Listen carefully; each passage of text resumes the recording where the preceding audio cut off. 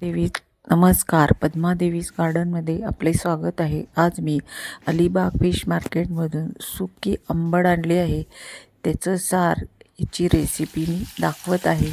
पहिल्यांदा तेलात बटाटा बारीक मध्यम आकाराच्या फोडी करून तळून घ्यायचा. तो तळून चांगल्या प्रकारे बाजूला काढला की नंतर आलं, लसूण, कांदा, लाल तिखट, हळद घालून तेलामध्ये चांगलं परतून घ्यायचं. नंतर त्यावर स्वच्छ धुतलेली सुकी आंबड टाकून ती चांगली परतून घ्यायची. ती चांगली परतली की नंतर त्यामध्ये चांगलं परतून घ्यायचं. त्यासाठी आता आपल्याला सारासाठी जे वाटण लागणार आहे त्याचं साहित्य मी सांगते आहे.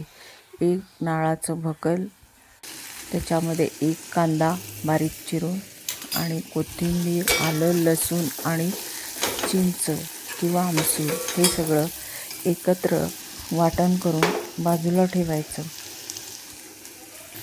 नंतर फ्राय केलेल्या हे वाटण त्याच्यामध्ये टाकून घ्यायचं.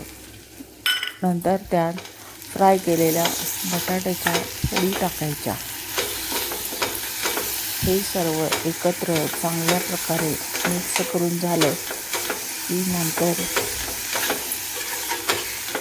त्याच्यात थोडंसं आवडीनुसार लाल तिखट आणि थोडीशी हळद थोडी वरून टाकायची, म्हणजे साराला रंग चांगला येतो. आणि त्यानंतर त्याच्यामध्ये थोडंसं पाणी घालायचं आपल्या आवडीनुसार. सार जर घट्ट, पाणी जर कमी घातलं तर त्याला तिखलं म्हणतात आणि पाणी जास्त घातलं तर त्याला सार म्हणतात. हे आपल्या आवडीप्रमाणे पाणी कमी जास्त घालून नंतर त्याच्यावर झाकण ठेवून एक दमदार वाफ आणायची. सार चांगलं उकळलं की खाण्यासाठी तयार आहे. त्याच्यावर थोडी कोथिंबीर टाकून